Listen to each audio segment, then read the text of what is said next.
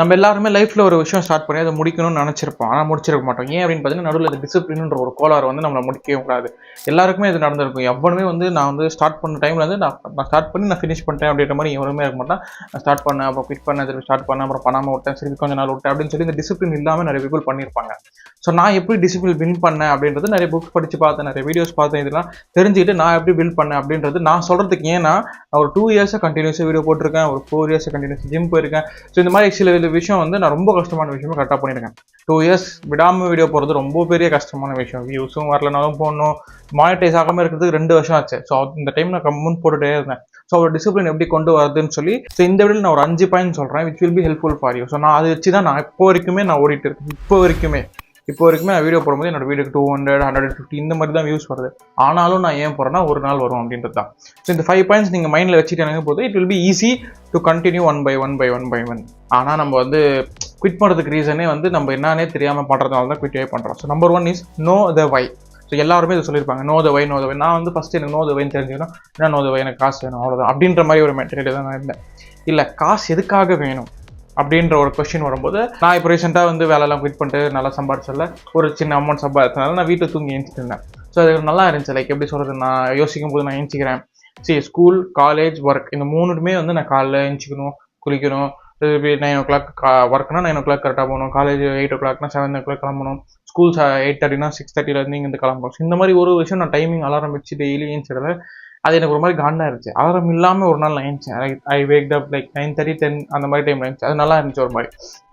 So அப்போ தான் தெரிஞ்சிச்சு, என்னதான் காசு இருந்தால் நம்ம யோசிக்கிற டைமில் நம்ம ஏஞ்சிக்கிறது, நம்ம சாப்பிடணும்னு நினைக்கிறது, நம்ம சாப்பிட்றது, நம்ம போகணும் எடுக்கிற நினைவு போகிறது, இந்த வயதான் எனக்கு ரொம்ப முக்கியமாக இருந்துச்சு. என்னதான் லட்சம் கோடி அப்படின்ற ஒரு மைண்டில் இருந்தாலும் நான் யோசிக்கிற இடத்துல நான் இருக்கணும், நான் நினைக்கிறது நான் சாப்பிடணும், நான் எப்போ ஏஞ்சிக்கணும்னு நினைக்கணும் அப்போ தான் ஏஞ்சிக்கணும். இந்த 9 o'clock ஏஞ்சி, அந்த 8 o'clock ஏஞ்சி 9 o'clock ஃபிங்கர் பிரிண்ட் இருக்கிறது, இதெல்லாம் ரொம்ப கஷ்டம். வைக்கான ரீசன் அதுவாக இருந்துச்சு. ஸோ உங்களுக்கு என்ன தேவை? So if you want to make money, எதுக்காக ஏர்ன் பண்ணணும், எங்கள் அப்பாவை நல்லா பார்த்துக்கணும், இல்லை நான் நல்லா சுற்றணும், இது மாதிரி ஏதோ ஒரு வை இருக்கலாம். ஒருத்தருக்கு ஒரு வை இருக்கும். Second one, do it for your future self. So இப்போ எத்தனை பீப்புளுக்கு வந்து மைண்டில் ஒரு தாட் வந்திருக்கும்? எனக்கு தெரிஞ்சு 95-90% ஆஃப் பீப்புளுக்கு இந்த தாட் வந்திருக்கும். ஸோ நான் அப்பயே அந்த பொண்ணுகிட்ட ப்ரப்போஸ் பண்ணியிருக்கலாமே அப்படின்னு சொல்லி இப்போ எத்தனை பீப்புள் இப்போ யோசிச்சிருப்பீங்க.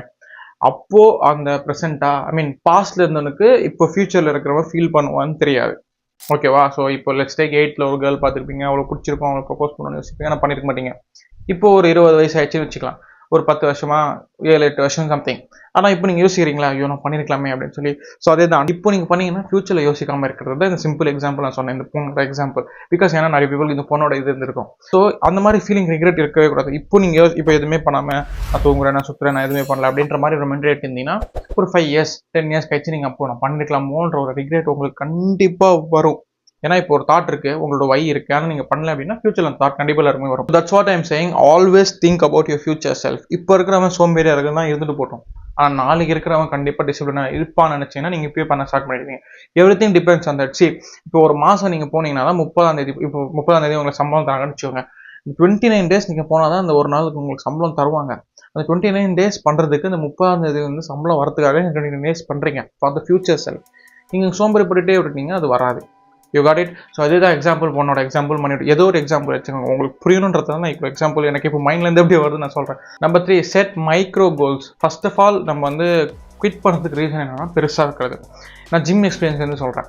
ஸோ நான் ஃபஸ்ட்டு ஜிம் போகும்போது மாஸ்டர் கிட்ட நான் வந்து ரொம்ப குண்டாக இருந்தேன், 85-90 கிட்ட சம்திங் இருந்தேன். ரொம்ப குண்டாக இருப்பேன், ரொம்ப தோதலான இருக்கும் உடம்பு. ஸோ நான் போயிட்டு மாஸ்டர் இந்த மாதிரி வெயிட் எடுக்கணும், நல்ல மாஸ் ஆகணும், ஃபிட் ஆகணும், 6 packs இருக்கணும், பைசப்ஸ் வைக்கணும், 6 packs இன்னொன்று போகிற ஃப்ளாட் ஆப்ஸ் இருக்கணும் அப்படின்னு சொல்லி போய் சேர்ந்த உடனே அவ்வளோ ப்ரெஷர் பண்ண ஆரம்பிச்சு. டயட் கொடுங்க, இது கொடுங்க, ஒர்க் அவுட் கொடுங்க, கார்டியோ கொடுங்க, ஸ்லீப் ஷெடியூல் எப்படி இருக்கணும், என்னென்ன சாப்பிடுவேன், என்னென்ன சாப்பிடக்கூடாது, என்னென்ன ஃபேட் சாப்பிடும், இப்படி 10,000 கொஷின் கேட்டேன். அவரில் ஃபஸ்ட்டு ஜிம்முக்கு கண்டினியூஸாக வா, ஒரு 1 week கண்டினியூஸாக போனேன். அதுக்கப்புறம் அவர் என்ன பண்ணார்னா, எனக்கு வந்து 2 times கார்டியோ, மார்னிங் கார்டியோ பண்ணி ஈவினிங் கிளாஸ் பா அப்படின்னு சொன்னாங்க. ஸோ நான் கார்டியோவும் பண்ணேன், ஈவினிங் போகிறேன். நடுவில் டயட் கொடுங்க நான் கேட்டுகிட்டே இருந்தேன். அவரெல்லாம் எப்பயோ கொடுத்தா நீ ஃபிட் பண்ணிடுவாப்பா, ரொம்ப கஷ்டம், ஒர்க் அவுட் பண்ணுறது தான் ஈஸி, டயட்டில் இருக்கிறது ரொம்ப ரொம்ப கஷ்டம், முடியாது அப்படின்னு சொன்னாங்க. நான் பண்ணுவேன், நான் உருளைக்கிழங்கு சாப்பிடலாமா, முட்டை சாப்பிடலாமா, 1,000 கொஷின் கேட்டுனே இருப்பேன். என் கூட ஒரு 2, 3, 4, 5 years வந்து ஜிம் போகிறவங்க இருக்காங்க. 2, 3, 4 அந்த மாதிரி ஜிம் போகிறவங்க இருப்பாங்க. அவங்க என்ன கேள்வி கேட்பேன், என்ன சாப்பிடலாம், என்ன சாப்பிடக்கூடாது, வெளியில் சாப்பிடலாமா, வெளியில் சாப்பிடக்கூடாதா, இந்த மாதிரி சிக்கன் தந்தூரி சாப்பிடலாமா, இல்லை சிக்கன் வேக வச்சு சாப்பிடலாமா, இந்த மாதிரி 10,000 கொஷின் கேட்டுகிட்டே இருந்தேன். ஸோ அதுக்கப்புறம் பார்த்தீங்கன்னா ஒரு நாள் போய் ஒரு 1 month 2 months அப்புறம் நான் டயட்லாம் சொல்லலை, சிம்பிளாக எது சாப்பிடாது எது சாப்பிடு அப்படின்னு சொல்லி சொன்னாங்க. ஏன்னா நான் 2 months 2 ஜிம் அப்படின்னு சொல்லி. ஸோ அதுக்கப்புறம் என்ன ஆச்சுன்னா ஒரு 3 months 4 months கழிச்சு ஒரு குண்டு பையன் வந்து சேர்ந்துருந்தான் ஜிம்மில். ஸோ அவனும் இதே மாதிரி தான், நானும் வெயிட் இருக்கணும், இது பண்ணணும், மாஸ்க் காட்டணும், காலேஜ் போகிறேன், இது பண்ணுறேன்னு சொல்லி ரொம்ப ஃபேராக இருந்தான். அப்போ மாஸ்டர் என்ன பண்ணாங்கன்னா, இல்லைப்பா நான் சொல்ல மாட்டேன் அப்படின்னா நான் நின்றுறேன் அப்போ அப்படின்னு சொன்னான். சரி ஓகே நீ நின்றுற மாதிரி தெரியுதுன்னு சொல்லி அவர் என்ன பண்ணாரு, அவர் காசு வரல. ஸோ அவர் நேரம் டயட்டும் கொடுத்துட்டாரு, ஒர்க் அவுட்டும் கொடுத்துட்டாரு, கார்டியோ கிளாஸஸும் கொடுத்துட்டாரு. வந்து பண்ணுங்க சார். ஒரு வாரத்துக்கு அப்புறம் ஜிம்முக்கே வரல. கேட்டால் நான் அவனை பார்த்து தெருவில் ஏன் பண்ணிட்டேன்னா ரொம்ப கஷ்டமாக இருக்கு, நான் ஃபாலோ பண்ண முடியல அப்படின்னு சொல்லி. That's a point he said to ரொம்ப கொடுத்தல நீ பண்ண மாட்டேன் அப்படின்னு சொல்லி. டயட் இருக்கிறது ரொம்ப ரொம்ப கஷ்டமான விஷயம். இதுதான் சாப்பிடுவோம், இதுதான் சாப்பிடக்கூடாது அப்படின்னு சொல்லி. ஏன்னா நம்ம ஃபஸ்ட்டு ஜிம்மே போகல, நம்மளோட ஹேபிட்லேயே அது கிடையாது. ஃபஸ்ட்டு நம்ம ஒரு கால் எடுத்து வைக்கிறோம், திருப்பி 2வது, திருப்பி 3, அதுக்கப்புறம் தான் 4, 5, 10 அப்படி போகணும். அடுத்த உடனே 10 அப்படின்னு போகும்போது தான் ரொம்ப கஷ்டமாக தெரியும், அவ்வளோ பெரிய கால் தாண்டணுமா அப்படின்னு சொல்லி. ஸோ அதுதான் அவரும் சொன்னார். எனக்கு புரிய வச்சார் அந்த 2 மாதத்துலையும். நான் டயட் கொடுத்துட்டேன், கண்டிப்பாக சொல்கிறேன் நீ விட்டுருவேன், இவ்வளோ வெறி இருக்கிறதுக்கு எனக்கு நல்லா தெரியுது, நீ நல்லா பண்ணுவேன். ஆனால் டயட்டும் கொடுத்து உனக்கு ஒர்க் அவுட்டும் கொடுத்து உனக்கு கார்டியும் கொடுத்தா நீ விட்டுருவேன். அதனால தான் சொல்கிறேன். அதனால தான் அவ்வளோ எக்ஸ்பிளைன் பண்ணார். எவருமே வந்து இப்படியே ஏறினாதான் சரித்திரமே கிடையாது. வாழ்க்கையில் எவ்வளவுமே நீங்கள் எவ்வளோ வேணாலும் இருக்கிறோம். இந்த மாதிரி கேட்டு பாருங்கள். இல்லைப்பா நான் அப்படிலாம் இல்லை, சம்டைம்ஸ் டவுன் ஃபால் ஆச்சு அப்படின்னு சொல்லி. ஸோ அதே மாதிரி தான் நீங்கள் டிசிப்ளினாக இருக்கணும்னு நினைப்பீங்க, டப்புன்னு கீழே போகணும். இந்த டப்புன்னு கீழே ஒரு 4 ஸ்டெப் கீழே இறங்கினீங்கன்னு வச்சுக்கோங்க, திருப்பி ஏற ட்ரை பண்ணுங்கள். 4 இறங்கிச்சுன்னா ஒரு 6 ஏறுறேன், திருப்பி 4 இறங்கிச்சுன்னா ஒரு 6 ஏறுறேன். ஸோ என்ன ஆகும், 2+2+ ஆட் ஆக மேலே தான் போகும். தவிர நீங்கள் 4 இறங்கிச்சு அதான் இறங்கிச்சு திருப்பி இறக்கலாம் அப்படின்னு இறங்கினா கீழே தான் போகும். There is no something a stable line, ஒன்று மேலே இல்லைனா கீழே. So try to do something small which makes you big at the end.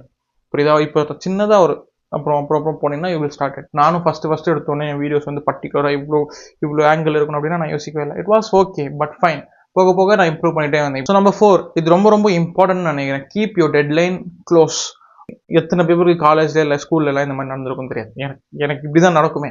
ஒரு மாதம் டைம் கொடுப்பாங்க அசைன்மெண்ட் எழுதுறதுக்கு, நான் எழுதவே மாட்டேன். 28 நாள் நல்லா தள்ளுவேன். 28வது நாள் ஈவினிங் மைண்டில் வரும், ஐயோ அசைன்மெண்ட் பண்ணுமே, சுத்தமாக ஸ்டார்ட்டே பண்ணலன்னு சொல்லி 29 நாள் ஹரிபரியில் ஏதோ ஒன்று பண்ணுவேன். பாதி அப்படின்னு சொல்லி 30 நாள் சப்மிட் பண்ணணும்ல, அப்போ தான் காலைல உட்காந்து எது தூங்காமல் பண்ணிட்டு இருப்பேன். அதுக்கு நான் இந்த 30 நாளுமே 5 நிமிஷம் பண்ணியிருந்தா கூட நான் முடிச்சுட்டு இருக்கலாம். ஆனால் நான் முடிக்கல. ஏன் அப்படின்னா கடைசி நாள் இப்போ முடிய போகுது, நம்ம பண்ணி தான் ஆகணும்னு சொல்லி அந்த சுச்சுவேஷனில் நம்ம ஒரு இது பண்ணிடும். ஸோ இதே மாதிரி நான் ஃபஸ்ட்டு வீடியோஸ் போடும்போது வீக்லி ஒன்ஸ் போட்டுருந்தேன்.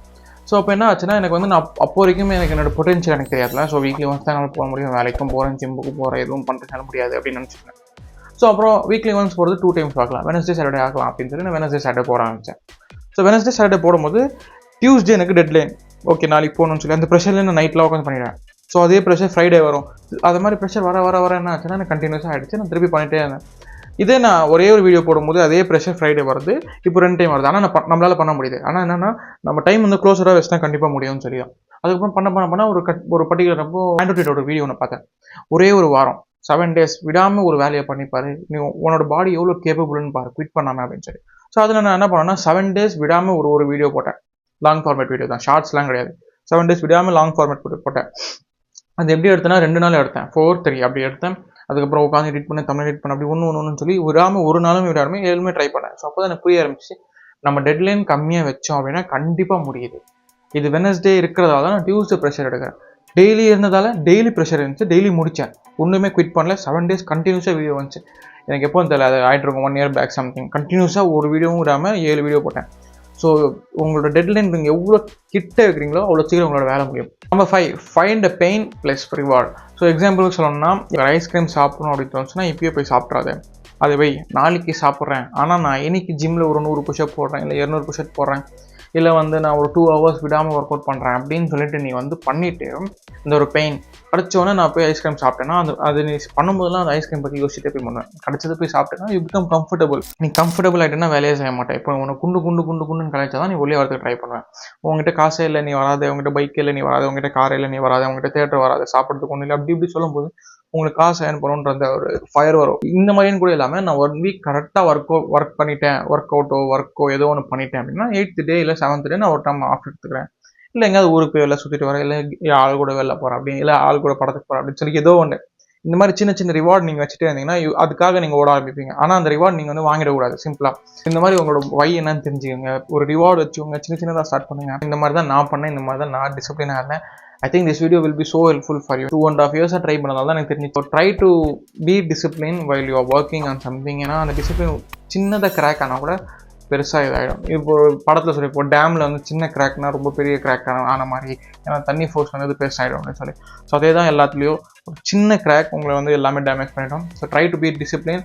அது வந்து ஃபியூச்சரில் நீங்கள் ரெக்ரெட் பண்ணாமல் இருக்கிறதுக்கு இதுதான் நீங்கள் பண்ணணும். ஸோ அவ்வளோதான் வீடியோ. இவ்வளோ ஸ்கிப் பண்ணாமல் பார்த்தீங்கன்னா தேங்க்யூ ஸோ மச். இந்த மாதிரி யூஸ்ஃபுல்லான வீடியோஸ்லாம் நம்ம நெக்ஸ்ட் டைம் மீட் பண்ணலாம். அன்டில் தென் பாய். செஸ்.